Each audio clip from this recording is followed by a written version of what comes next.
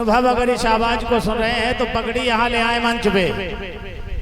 अनुभव अगर इस आवाज को सुन रहे हैं तो पगड़ी यहाँ मंच पे ले आए।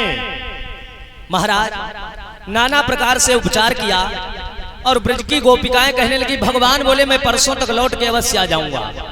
वादा किया भगवान ने और गोपियां मार्ग देख रही हैं, इंतजार कर रही हैं। आज महाराज ब्रज का कण कण रो रहा है और गोपियां कहने लगी, ये कन्हैया हे गोविंद हे गोपाल, जब तक तू लौट के नहीं आएगा मैं कभी स्नान नहीं करूंगी। गौएं कहने लगी मैं घास नहीं खाऊंगी। मोर कहने लगे मैं नृत्य नहीं करूंगा। यानी जब तक तू नहीं आएगा तब तक कुछ होने वाला नहीं है। आज प्यारे अक्रूर जी ने रथ को हाँका और रथ को लेकर के चल दिए। जब तक रथ की ध्वजा चमकती रही, जब तक रथ की ध्वजा चमकती रही,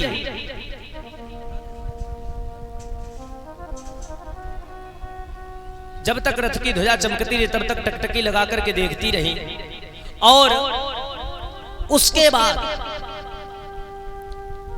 वहीं पर जो गोपी जो गाय जिस माहौल में थी वो वहीं पर बैठ गई और इंतजार के सिवा कुछ नहीं।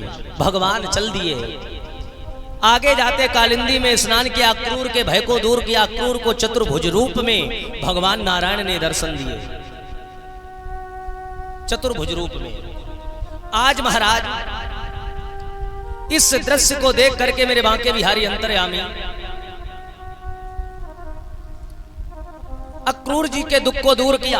अक्रूर जी अब बड़े प्रसन्न। पहले तो आए थे तो रो रहे थे, जा रहे थे तो रो रहे थे, और जब देखा कि मैं चतुर्भुजी नारायण का सारथी बन गया तो आज बड़े प्रसन्न। अक्रूर जी के मन में खुशी का कोई ठिकाना नहीं। कहते यही तो मैं चाहता था। अरे प्रभु जन्म जन्म मुनि जतन कराई, अंतराम कही आबत नहीं। अरे मेरा तो जीवन धन्य हो गया, आपका दीदार हो गया। मथुरा के किनारे पड़ावे डलवा दिए और डलवा करके विचार किया और जाकर के सारी व्यवस्थाएं करवाई और महाराज कंस को सूचना दे दी, महाराज जिसकी तुम प्रतीक्षा में थे वो आ चुके हैं, कृष्ण कन्हैया लाल। आज महाराज इस दृश्य को देख करके कंस सोच रहा है कि जब ये अक्रूर गए थे तो रो रहे थे, वो आए तो हंस रहे थे। यही तो मेरे कन्हैया की अदा है, जो रोते रोते आते हैं वो हंसते हंसते जाते हैं। यही तो मेरे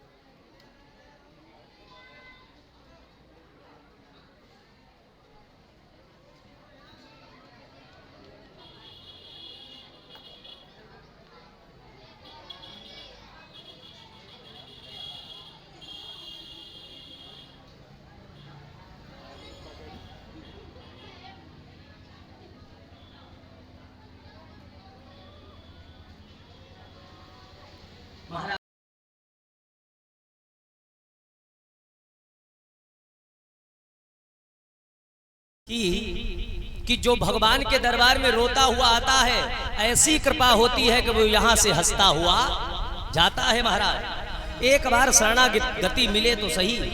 इस दृश्य को देख करके मेरे बांके बिहारी अंतर्यामी विचार करने लगे, निवेदन किया। अक्रूर जी को बड़ी प्रसन्नता है। भगवान कृष्ण और बलराम नंद बाबा लेट गए, उनके पैर दबा रहे हैं। भगवान कन्हैया विचार कर रहे, अगर बाबा साथ में गए तो कंस को मारना बड़ी मुश्किल पड़ जाएगी, क्योंकि ये डांट लगा देंगे कि रुक जाओ, कुछ नहीं करोगे तो कुछ भी नहीं होगा। भगवान कन्हैया बोले, बाबा तुम्हारी तो बड़े बूढ़न में गिनती आवे, अब तो आनंद ही आनंद है ना, अब दुष्टों का संहार होने वाला है, आप आराम करो और तब तक मैं मेला देख के आऊं। नंद बाबा बोले चुप बैठ जा, बड़ो सीधो है ना देखने में, तू जहां जाता वहां तो बातें ही करता और कुछ नहीं करता है, चुपचाप बैठ जाओ। भगवान कन्हैया बोले, बलराऊ भैया तुम्हारी बात मानते, तुम इशारा करो। बलराम बोले बाबा हम साथ में जा रहे, कुछ नहीं होगा, कुछ भी नहीं होगा। और जब इस प्रकार से निवेदन कर दिया महाराज, तो क्या हुआ पता है? विचार किया, नंद बाबा बोले ठीक है जाओ, लेकिन एक बात याद रखना, मथुरा में वृंदावन बिहारी लाल की जय मत बोलियो, ये वृंदावन ना है। एक वो 2.5 वर्ष का सखा सबसे छोटा कहता होगी सो देखी जाएगी, होगी तो जय जयकार जरूर है, जो होगा सो देखा जाएगा। आज महाराज आगे चले और दूर से जब मथुरा नगरी को देखा सखाओं ने, बोले कन्हैया हम लोगों ने तो सत्यानाश ही सोएगो। बोले कहा भयो? बोले देख हमसे तो अच्छी मथुरा की नगरी लग रही हो, फिर कपड़े लोग कितने सुंदर पहने होंगे। भगवान ने देखा बात तो सही है। बोले हमारे देखो फटे पुराने कपड़े, क्या करें? भगवान कन्हैया बोले चिंता न करो, मामा की नगरी में, मामा की नगरी में काहे कमी। भगवान को याद आ गई राम अवतार वाले धोबी की, याद आ गई भगवान को, इसीलिए कहा गया जो जस करहि सो तत् फल चाखा। भगवान सर्वप्रथम पहुंचे कहां? धोबी घाट पर। धोबी घाट पर पहुंचे, धोबी कपड़े धुल्ले उठा उठा के ठसक रहे। भगवान कन्हैया बोले मामा जी राम राम। वो अपने कपड़े धोबे में लगे पड़े। थोड़ी देर के बाद भगवान ने फिर आवाज मारी, मामा जी राम राम। नहीं देखा। एक ग्वालो बोले ए मामा जी तो बोल रहा हूं राम राम। उसने पीछे मुड़ करके देखा, कहा मैं तेरा मामा? तू कौन है?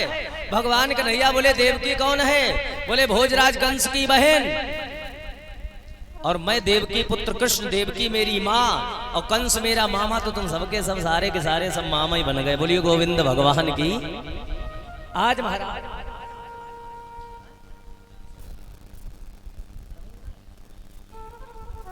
निवेदन किया, विचार किया, इस दृश्य को देख करके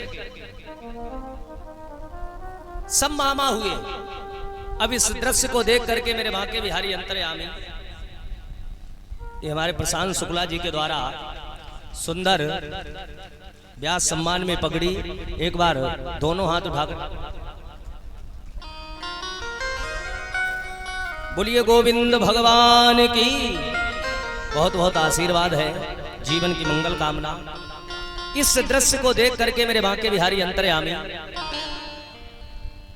निवेदन करते हैं, और अभी काफी पगड़ियां आई हैं, सभी का सम्मान किया जाएगा। हाँ बंधुओं, ये व्यवस्था भोलेनाथ की कृपा से की गई है कि इस बार सभी का सम्मान किया जाएगा। अब जब उनको देखा तो एक बोला तू ही ने पूतना मारी, तू ही देव की पुत्र है। भगवान बोले भैया मैंने मामा जी पूतना नहीं मारी, वो तो मरी मराई गई थी, ठोकर लग गई, नाक के भर गिर गई, गोविंदा नमो नमः, मैंने काऊ गुना मारो। वो कहने लगा तुझे तो मैं जैसे कपड़े धुल रहा हूं ऐसे ही उठा के पटक दूंगा, तो एक ही बार में गोविंदा नमो नमः। बोलिए गोविंद भगवान की। वो 1.5 वर्ष वालों सखा बोलो,